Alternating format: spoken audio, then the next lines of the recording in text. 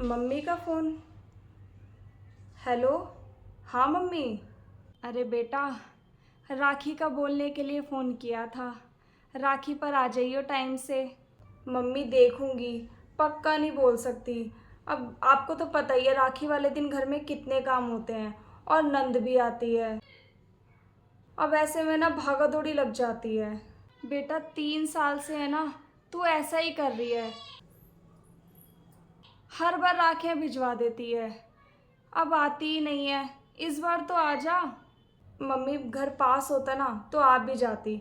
अब आने जाने में ये ना पूरा दिन निकल जाता है और मैं बहुत ज़्यादा थक जाती हूँ। इससे तो बढ़िया ये है कि मैं राखी भिजवा दूँ। ठीक है बेटा, जैसी तेरी मर्ज़ी। ठीक है मम्मी, बाय। अब है ना हर बार ये लड़की ऐसा ही करती है। क्या हुआ मम्मी जी? अरे कुछ नहीं बहू, वही कीर्ति का। मैं रक्षाबंधन के लिए बोल रही हूँ आजा, और ये वही कि मम्मी जी राखियाँ भिजवा दूँगी। अब है ना हर साल ये ऐसे ही करने लग गई है। 3 साल से आ ही नहीं रही है।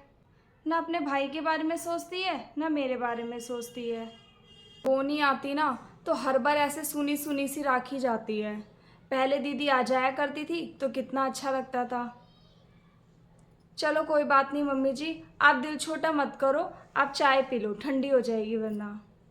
ठीक है बेटा, अब क्या ही कर सकते हैं। मम्मी जी, मैं ना मार्केट जा रही हूँ राखी लेने के लिए। आपके लिए तो 2 ही राखी लानी है ना? और कुछ लाना है तो बता दीजिए। नहीं बहू, तू तो मेरी बस 2 ही राखी ले आई हो। अब कीर्ति आती तो कुछ उसके लिए मंगवाती, कपड़े गिफ्ट वगैरह। पर अब वो आ ही नहीं रही तो क्या मंगाऊँ। तू अपने लिए कुछ देख लियो और मेरे लिए तो 2 राखी बस। ठीक है। इस टाइम कौन आ गया? मैं देखती हूँ जाकर। हाँ जा। कौन? मैम आपका कुरियर है। लाओ दीजिए। थैंक यू भैया।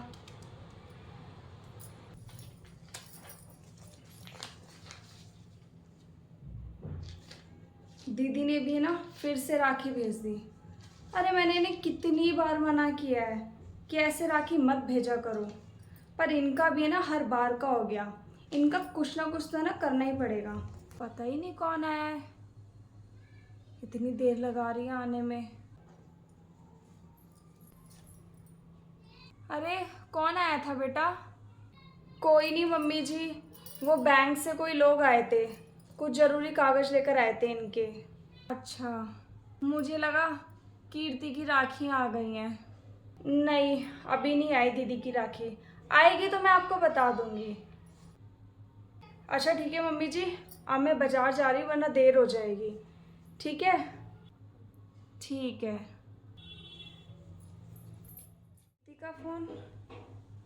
हाँ बेटा। मम्मी राखियाँ आ गई? राखियाँ? राखियाँ तो नहीं आई हैं बेटा।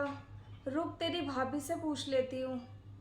बहू, राखियाँ आ गई कीर्ति की? नहीं मम्मी जी, राखी तो नहीं आई हैं। हर बार तो आ जाती हैं, पता ही नहीं इस बार क्यों नहीं आई। नहीं बेटा, अभी नहीं पहुंची राखियाँ। अरे यार, राखियाँ तो बाहर ही रखी हुई हैं। मैं ना जल्दी से जाके ना छुपा देती हूँ, कहीं मम्मी जी है ना देख ना ले। इस बार तो राखियाँ ही नहीं आई कीर्ति की। पता ही नहीं, ये लड़की ना ही तो खुद आती है और राखियाँ भी नहीं आई अभी तक। इस बार का रक्षाबंधन पता ही नहीं कैसे जाएगा।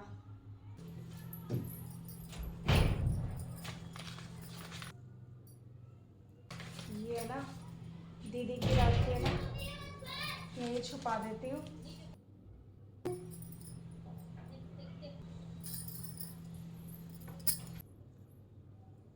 बहू ने राखियाँ छुपा दी और मुझे बताया भी नहीं कि कीर्ति की राखियाँ आई हैं। अरे उसे रक्षाबंधन का त्यौहार अगर नहीं मनाना था, मेरी बेटी की राखियाँ इतनी बुरी लगती हैं तो मुझे बता देती।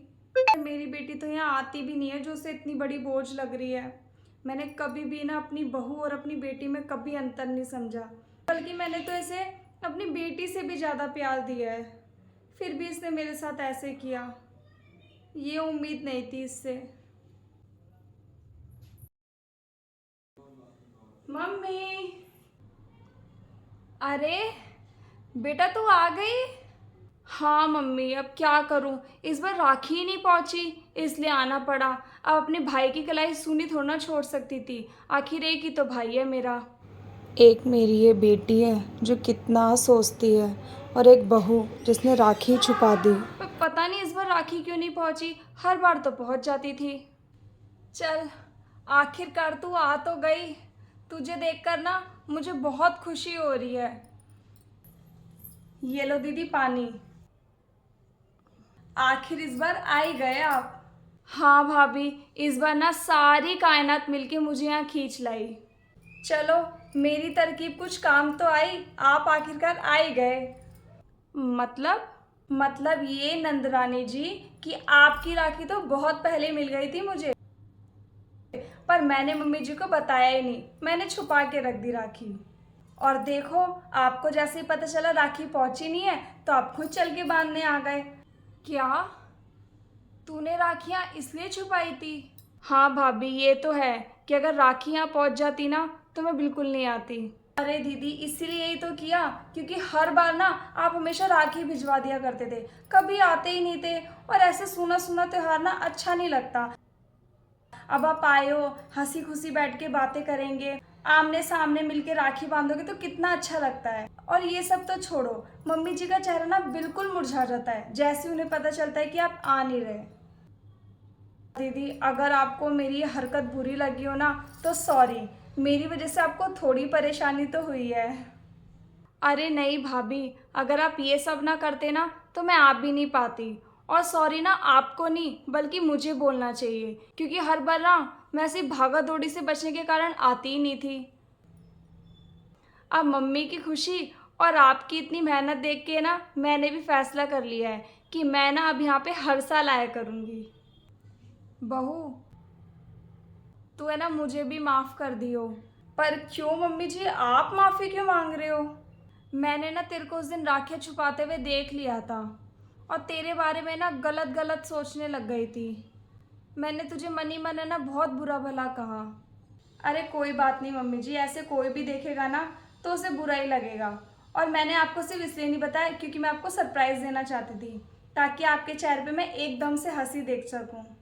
अब चलो बातें करते रहोगे कि जल्दी से भाई को बुलाओ, बहुत ज़ोर की भूख लग रही है, मैंने कुछ भी नहीं खाया अभी तक। हाँ ठीक है, मैं लाती हूँ।